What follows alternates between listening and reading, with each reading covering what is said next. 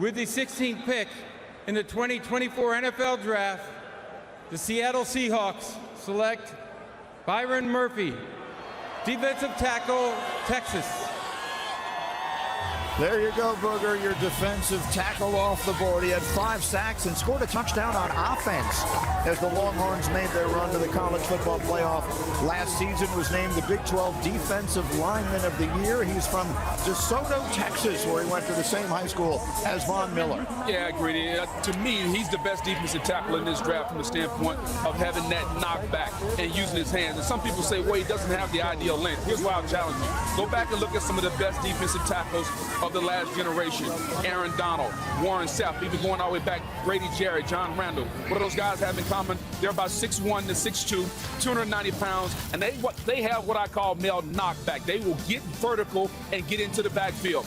You have to play with your hands and use your hands violently inside. Byron Murphy does that, the strength to shed the double team and go make a play. Can he play the run? Absolutely. Does he have the verticality to get to the quarterback? He led college football in pass rush run rate inside getting to the quarterback. Now his moves have to be redefined. He doesn't have the clean moves, the inside, the outside, the counters. But what you get is you get a player that has lower body twitch, that can play the 3 technique, that can get to the edge of the guard and get vertical, and we can clean up his rush moves. Yeah, active, powerful hands, 6'1.5", almost 300 pounds. He ran 4.87, strong, 28 reps and a 33 vertical. Doesn't have the arm length, but as you said, Book, some of these guys didn't. Aaron Donald didn't have super long arms either. Now, you look at 5 sacks. 2 of them came against Baylor. That bothers me. Yep. You got Devondre Sweat occupying next to you, and you get 5 sacks and 2 against Baylor. That's a concern. He did have 33 quarterback pressure. Now, a lot of these schools, I said it about Trayvon Walker, they give him out like Halloween candy. But I'll tell you this, if he can take that like Trayvon in year 2, 3.5 to 10.5 sacks, a guy like Byron Murphy second, the production wasn't there, the talent is. How is he coached at Seattle with Mike McDonald and that staff will determine his fate. Lewis, the graphics have just changed in the room. The Minnesota Vikings have just traded up to 17 with Jacksonville. Look, who were we just talking about just a minute ago? Dallas Turner, right? Who did Minnesota just lose? Daniil Hunter. Where is he now? He's down in Houston. They need a guy off the edge. They need a guy. They got Andrew Van Ginkel now, but they need a guy. They need a guy. The Buffalo Bills have traded the 28th pick to the Kansas City Chiefs. With the 28th pick in the 2024 NFL Draft, the back-to-back Super Bowl champions, Kansas City Chiefs, select Xavier Worthy. Oh my goodness, record speed. Xavier Worthy ran 4.21 at the Combine, the fastest recorded time in at least 2 decades. Super productive, 3-year starter in Austin. Big 12 Offensive Freshman of the Year in 2021, 197 catches, 26 touchdowns. He doesn't turn 21 years old until Saturday. Mel, the Kansas City Chiefs just got a burner. A dynamic player. What I love about him is his toughness. He will come back in. He's on the sidelines and he'll give that shoulder to that defensive back. He thinks he's just going to take it out of bounds. Jet sweep, slot wide, punt returner. 18-year-old true freshman in 2021. He had 9 catches for 261 yards and a couple touchdowns against Oklahoma. Against Kansas, he had 14 catches. That was as an 18-year-old true freshman. Now in 2022, second half of the season, he broke his hand. Played through it, and he had some drops. This year, he cut down on that, became much more consistent, reliable, catching the football, dynamic punt returner. This kid can beat you in a lot of ways. Career average of 14 yards on 40 punt returns. This past year, he averaged 17 yards per punt return. He had a 41 vertical. The kid can fly. Guys, this is a fascinating trade. The Buffalo Bills desperately need wide receiver help. They no longer have Stephon Diggs. The Kansas City Chiefs are the team they cannot get past, and they trade back to allow the Chiefs to take the next player who might be their next Tyreek Hill type offensive star. This is a very, very confusing move by the Bills. They clearly feel as though, look, sitting down there at pick 32, that they'll be able to get themselves a pretty good player, and they will get themselves a pretty good player. But I'll tell you what, if there's any team that I believe will be able to maximize this young man's ability, it's Kansas City. Right. Now, what's interesting about it is now they have Xavier Worthy, they have Marquise Brown. I would assume that they're probably not done yet building out their wide receiver room either, because they have a lot of guys who fit one profile. I'm just wondering if Coach Reed and Brett Veach want another profile, a bigger guy, a guy who isn't just a speed burner. Although, look, Xavier Worthy, you're right, he's not a one-trick pony. He runs the entire route tree. And I'll tell you this, all DBs in the AFC West, back up. Just back up, okay? But they got speed all over the place again. And the happiest person. With the 38th pick in the 2024 NFL Draft, the Tennessee Titans select Trayvondre Sweat from the University of Texas, nose guard. Well, Trayvondre Sweat won the Outland Trophy. That goes to the nation's best interior lineman in college. He was Big 12 Defensive Player of the Year. He weighed 366 pounds at the Combine in early April. He had a DUI that worried some, but apparently not the Tennessee Titans. They take a guy who can certainly plug the middle. Well, let me just say this. Of all the guys in the draft, and one of the things that I always value the most about a defensive lineman is who is the hardest to block. And this guy is the hardest to block. He might weigh 360 pounds and all that, but he's hardest to block. He can move, and though, one of the biggest things, the guy can move. He can pass rush. I think sometimes he played off of Byron a little bit. Yeah. All right, but he's got initial quickness. And if you watch him in short yardage situations last year, this guy was phenomenal. He made plays that nobody else could make. So the big question here is, can the guy become a good enough pass rusher to play on third down? That's the big question. That, and can he stay on the field? Can he stay in shape? You know, you don't want a guy that's going to balloon up. He's at 366 right now. But just a video there, if you're not familiar with him, you can see the hands the coach is talking about, that initial quickness to be able to slide that A-gap and get into the backfield. He can rush. He really can collapse the pocket, even if he doesn't come up with sacks. Now, keep in mind who's next to him. He just left Byron Murphy. Now he's got Jeffrey Simmons that he's going to be playing next to. So that is, they lost some people in the interior of that defensive line for the Titans. And Brian Callahan, a new head coach, along with his GM, Rand Carthon. They got a great pick there from Texas, the big man. You know, Byron Murphy, that you guys have mentioned a couple of times, went to Seattle in the first round last night. A couple of interior linemen from Texas that have been drafted. The Carolina Panthers select Jonathan Brooks, running back, Texas. Keep pounding, baby, keep pounding. Well, think about what they did last night with that last pick in Leggett, Xavier Leggett. Now they get Jonathan Brooks. Remember, you have a new head coach and Dave Canales coming in from Tampa. You got Dan Morgan as a new GM. They got to be ecstatic about getting a talented running back. Finally, our first back of this draft gets selected. Brooks had the injury middle of the year. I think that's probably why he slid down a little bit. Had to pay his dues behind Bijan Robinson and Rashawn Johnson the previous 2 years. When he got his chance, he showed you what he could do with quick feet, that start and stop ability. And again, he can play on every single down with the ability to make plays like this, catching the football out of the backfield. Yeah, I talked to Sark about this guy. Sark loves this guy. This guy is really smooth, and he has a real keen knack for just running in space and making people miss. And he's big enough and strong enough to have good contact balance. Jonathan Brooks going from Steve Sarkisian's program, going to play for Carolina. Certainly to be a special night as he remembers his father.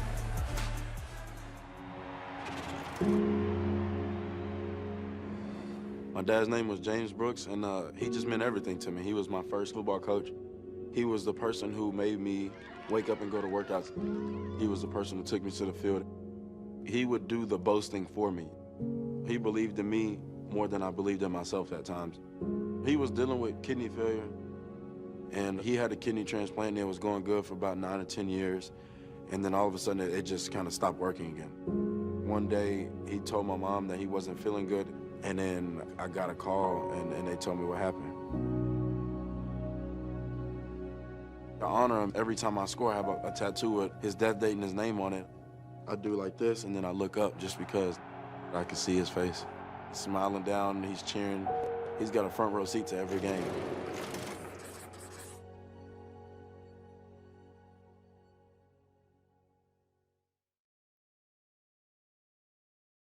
At Jiffy Lube.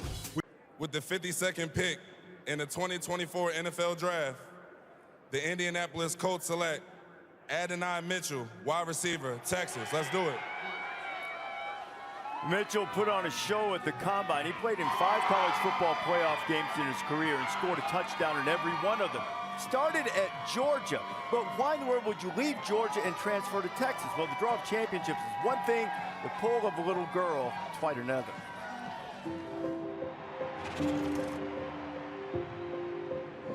My baby girl is ICYMI Mitchell. She turns 3 this summer. I always keep her with me. I got her in this little chain right here. The day she was born is the day that my life changed forever. I call her my twin. Just how energetic she is, just how playful she is. That's all me right there. Team over there! Yeah, that's Daddy! One thing that I hope that she takes away from my journey is no matter how hard I worked, no matter what I did on the field, I always took out the extra time to spend time with her, see her smile, to see her happy. And that I just loved her more than anything. Kirk, 82% of Adonai's catches went for touchdowns or first downs. They're celebrating in Iceland. She'll have a good time. Not really sure why they're so happy, but they will be. Yeah, that's a great story, and he is a heck of a player. 6'2", 205, runs a 4.3, and really stepped out. This is early in his career when he was at Georgia. And we saw him win a national championship. We thought, wow, this guy's got a bright future. Then when he went down to Texas with Sark, I think we really got excited to see how he would fit in. This is that semifinal game where he went off and really just wanted an opportunity, any play and every play, with that length down in the red zone. Chris Ballard, the GM, knows this was a primary need coming into this draft. This is the 11th receiver taken in this draft, and you still can get a talent like this at that point. That shows you, again, the depth of this class. Yeah, I think this guy is probably one of the top 5 receivers based on talent in this draft. This guy's big. He runs great routes. He's got great hands. He is a huge asset in the red zone. Yeah. So this guy's a fantastic player. He just got to clean up his consistency in terms of how he does things on a daily basis. Guten Tag, Detroit from Germany. With the 101st pick in the 2024 NFL Draft, the Carolina Panthers select Ja'Tavion Sanders, tight end, Texas. Keep pounding. Ja'Tavion Sanders, Mel, they call him man hands, and he can make plays down the field. He can, there's no question. This is all about making Bryce Young great. Certainly Ja'Tavion Sanders, athleticism that you see this kid at 6'4", 245 pounds, ran at 4.69. See him here. He is a physical presence, an athletic presence out there, consistent vertical threat in the pass game. Also makes him dangerous underneath after the catch is made as well. In the red zone, this is a guy with his size, his physicality there is a real factor to basically use that body as a power forward to make that play and get the touchdown. Think of him as a run blocker, like to see some get better play there. That's something he needs to work on here, the one-handed grab. You see the ability. I wanted to see it on a more consistent basis, but the talent with Ja'Tavion Sanders is in abundance. This certainly is a pick to make the young quarterback better, and Ja'Tavion Sanders, if he keeps maturing, keeps developing, can be a heck of a weapon in that pass offense. Yeah, the consistency with the route running. Yep. What needs to be quicker, getting off the line of scrimmage, getting in and out of breaks, because athletically, when you're 245 pounds like he is and run 4.69, you should be a little bit more explosive. And the blocking, look, I understand that a lot of tight ends aren't asked to knock people off the ball like it's 1979 anymore, but some of the efforts that he put out there, you just can't do. Not with that kind of ability. You have to have a little bit more competitiveness than that. Fantastic prospect, though, right now in the 4th round. Cardinals with the 162nd pick took Christian Jones, an offensive lineman out of Texas who has rather inspiring story.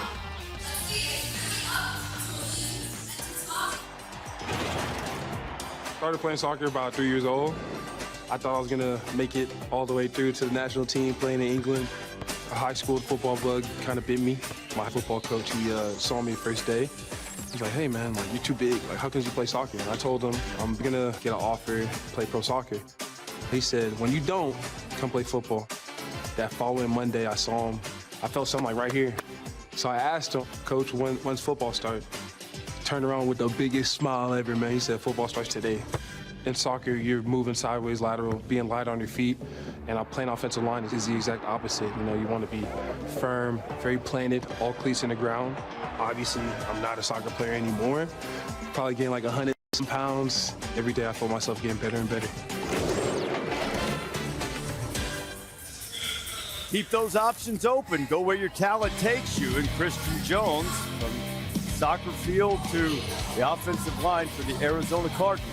Yeah, here's a player that played right tackle and left tackle for the Longhorns over the past 6 years, 61 games, 48 starts the last 2 years, played exclusively on that right side. Now, there were times he struggled in the run game, just couldn't get guys completely moved out, a little bit of hip tightness, but he improved in his pass pro, which is what matters more in the NFL. We saw that get better year after year for him under the tutelage of the Texas Longhorn coaches. So he's got the size, he has the wingspan, really, really good grip strength. When he gets those big hands on you, he can absolutely take control of defenders. So that's what I like about his game. I had him rated as the number 98 overall player in the NFL draft. I thought late third round, maybe early fourth round, but to me, that's a developmental starter type.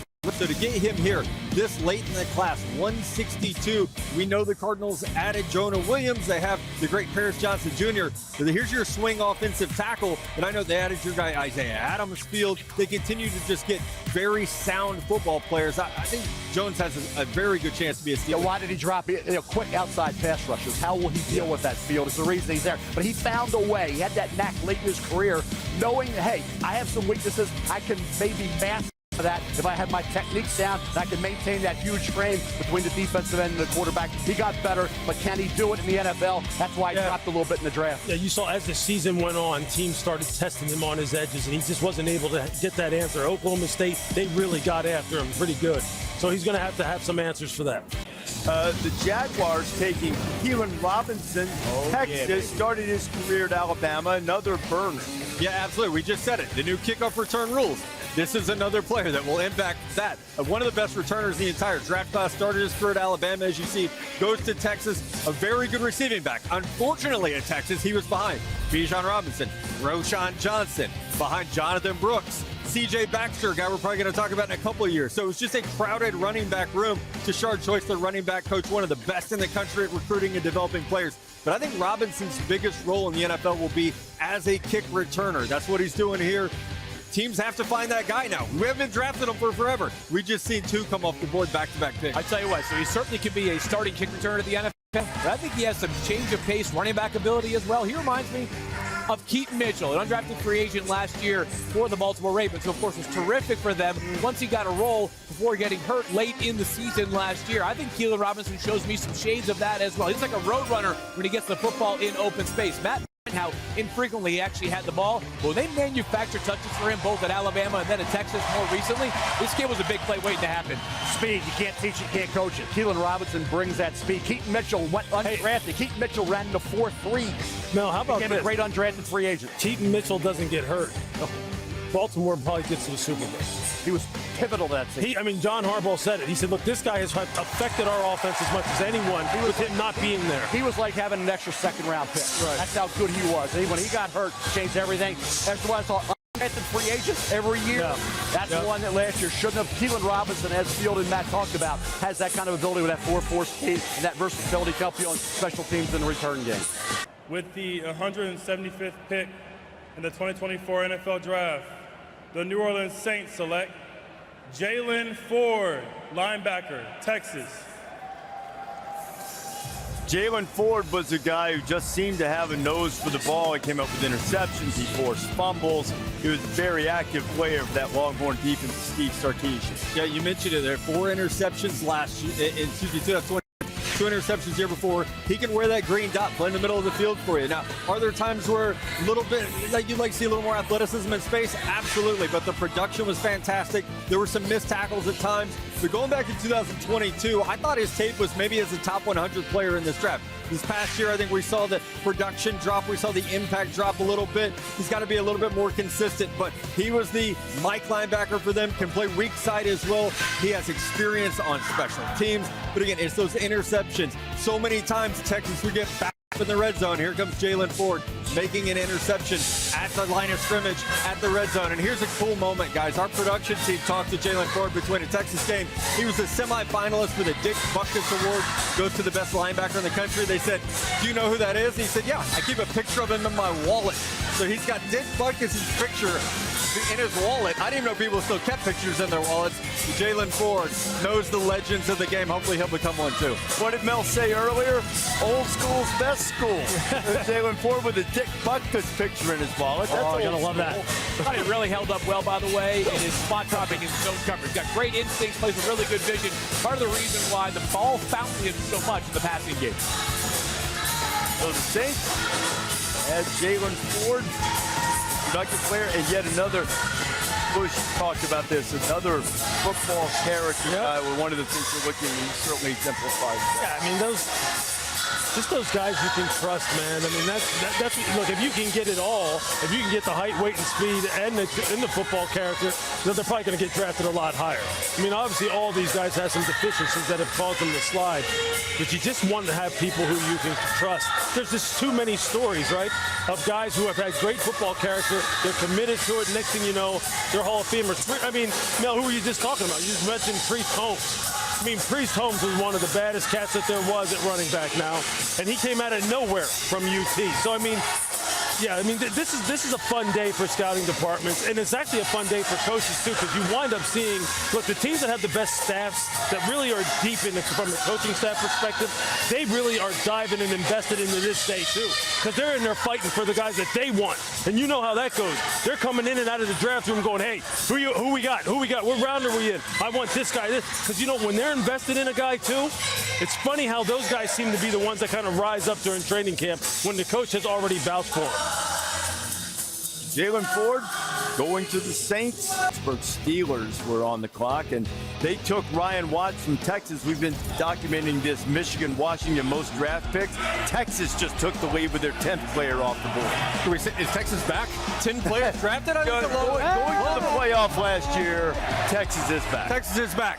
Ryan Watts, I think, a player probably going to move to safety in the NFL. I think you look at the corner tape, the instincts aren't always there, but look at him hit in the open field. The athleticism is absolutely there. So I'm looking at somebody, this is an NFL free safety in my opinion, because he has that range, he has the size, he'll come downhill, he'll strike you in the run game a little bit. So I think the build tells me more safety, the instincts certainly would point better there, but he's aggressive. If he buys in and says, hey, I'm going to go play safety, I'm going to ball out on special teams, then I think the Steelers will have themselves a player, because again, the athletic measurables are great, just never quite hit that expectation at Texas of becoming the player that the height, length, and speed said he could be. The Steelers have they had a definite theme to their early picks here. Now they've taken Ryan Watts out of Texas. That tough finish to the end. When you get into hour 17 or whatever we are, I'll say we. I don't care.